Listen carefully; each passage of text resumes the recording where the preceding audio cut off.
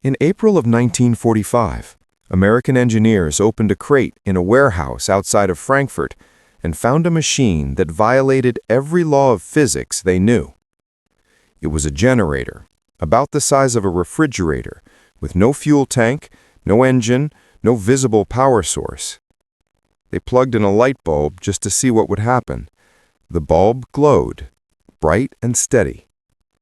They unplugged it, checked for hidden batteries, tore apart the casing looking for wires or fuel cells.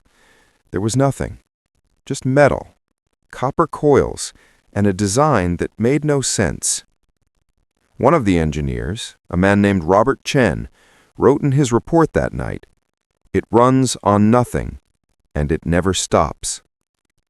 The war in Europe was ending. Berlin was falling. Hitler was days away from his bunker.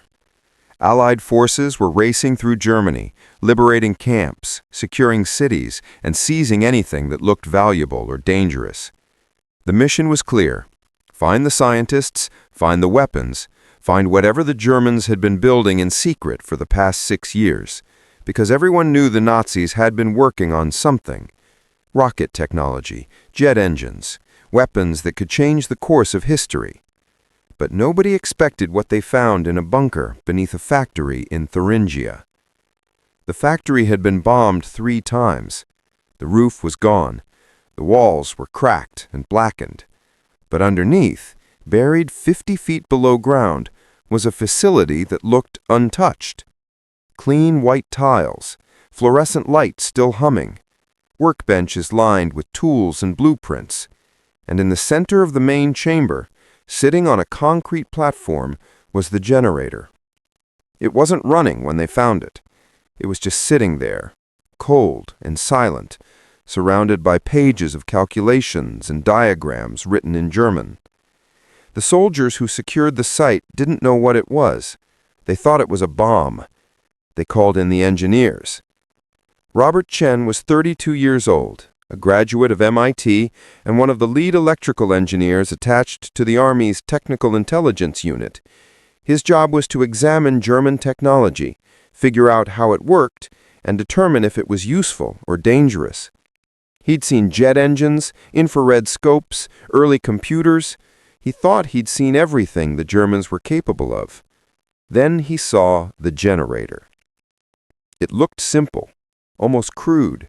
A cylindrical core wrapped in copper wire, mounted inside a steel frame with no moving parts. No fuel lines, no exhaust, no way to generate electricity by any method Chen understood.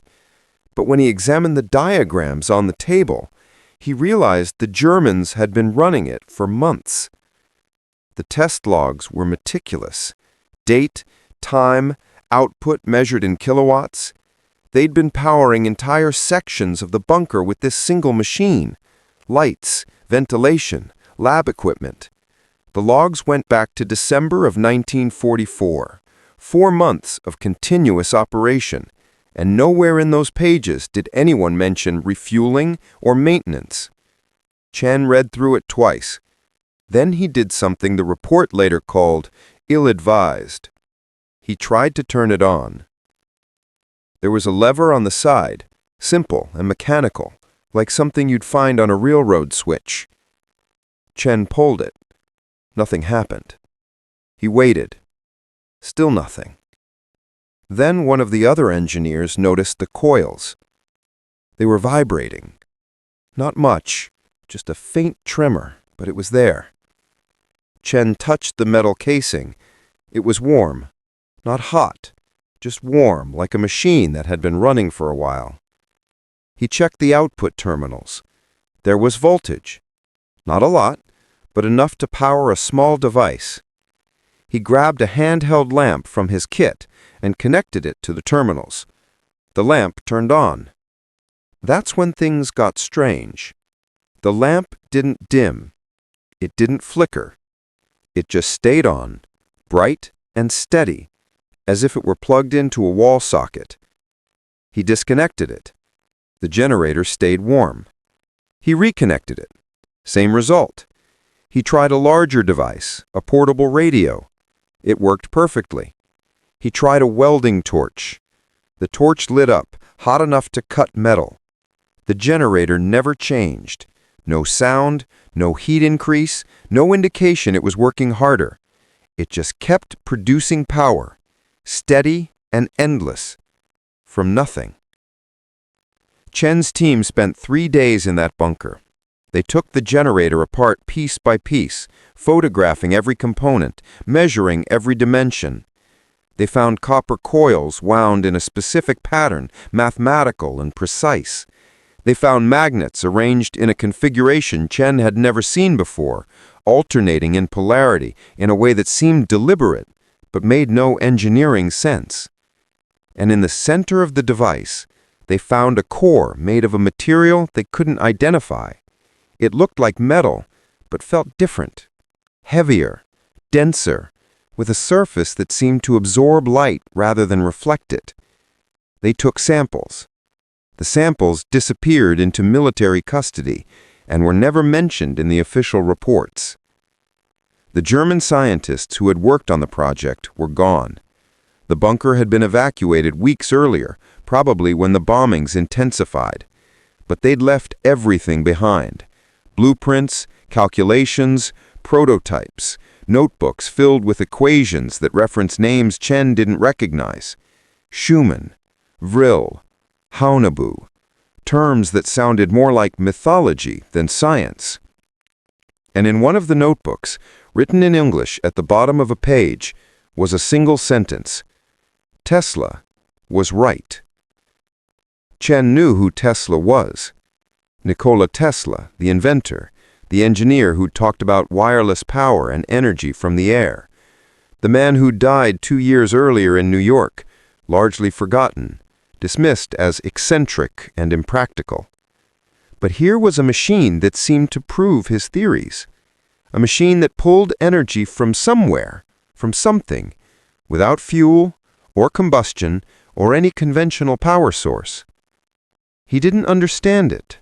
Nobody on his team understood it. But they knew it worked.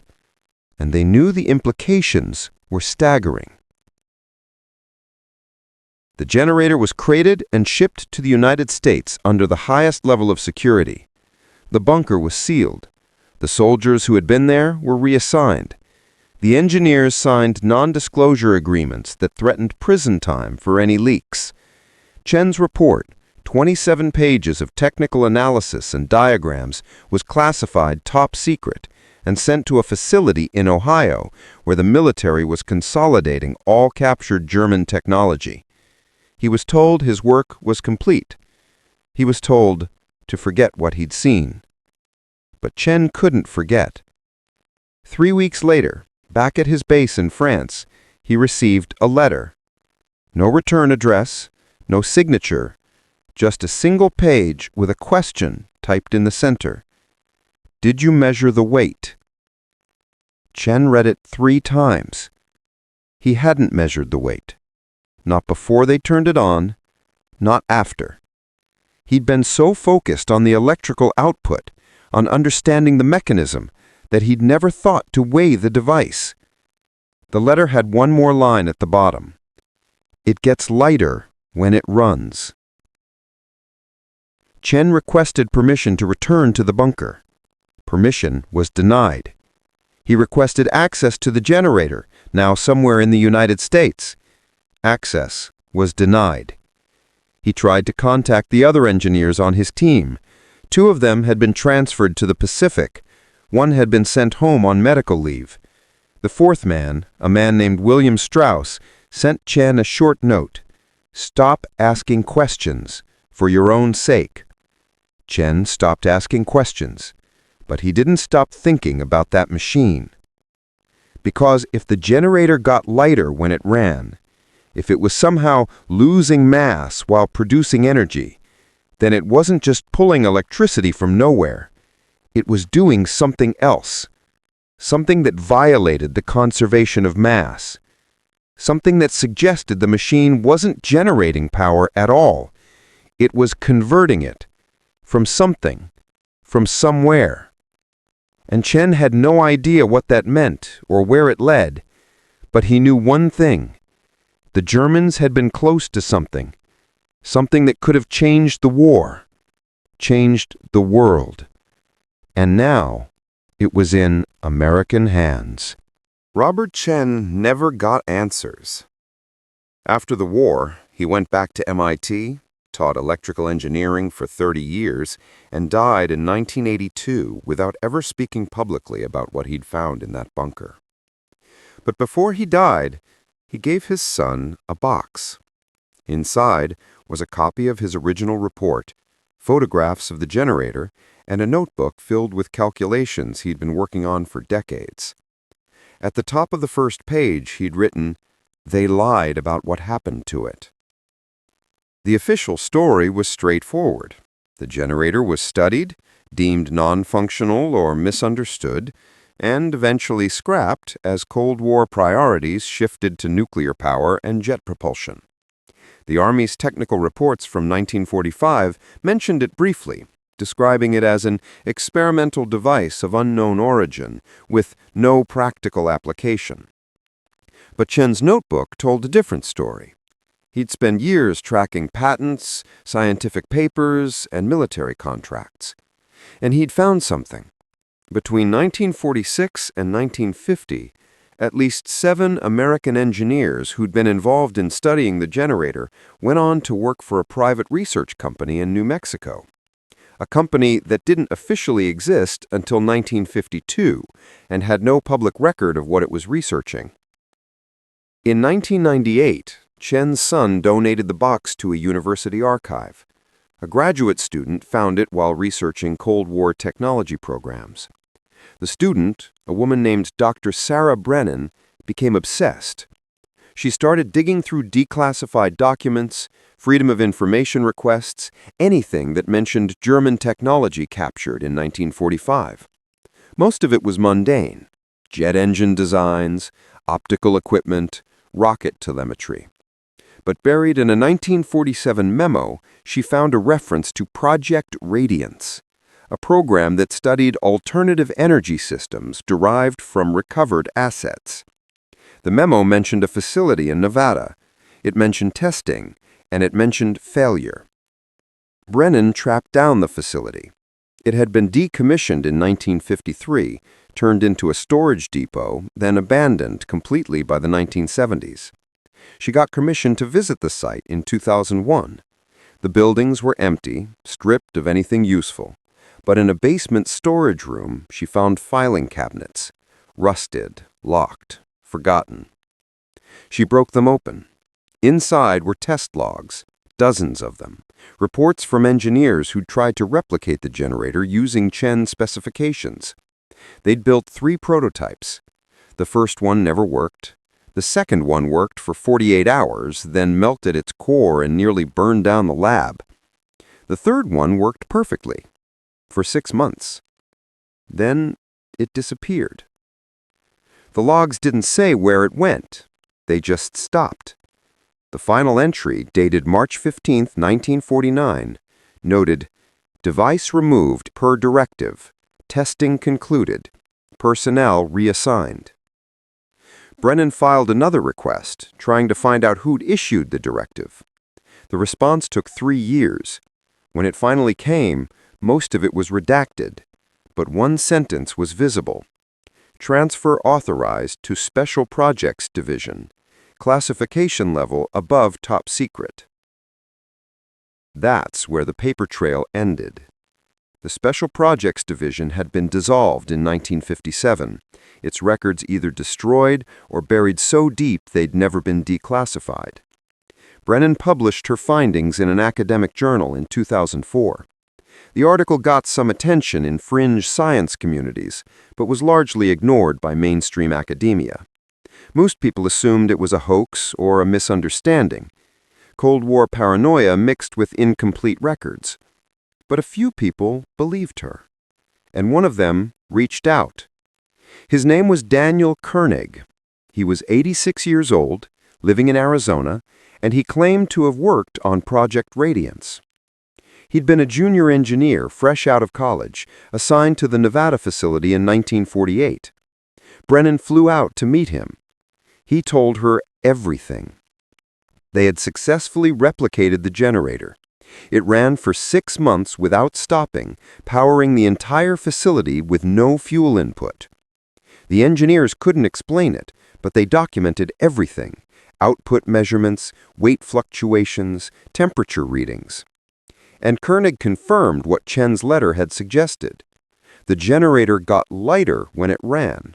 Not by much, a few grams over several hours, but it was measurable, consistent, impossible. The military brought in physicists. They tested the device under every condition they could think of: vacuum chambers, electromagnetic shielding, radiation detectors. The generator kept working, and the physicists concluded something that terrified everyone involved. The device wasn't pulling energy from the environment. It was pulling it from somewhere else, another dimension, another state of matter. They didn't know, but the math suggested the generator was creating a localized field that interacted with space itself, and that field was unstable. In March of 1949, they ran a final test: maximum output, full power. The generator ran for 18 hours straight, producing more electricity than a small power plant. Then, something happened. The field collapsed, or expanded. Koenig wasn't sure. He just remembered the sound, a low hum that suddenly stopped, followed by absolute silence, the kind of silence that feels wrong, like pressure in your ears. When they checked the generator, it was cold, inert, dead, and it weighed 40 pounds less than when they'd started the test.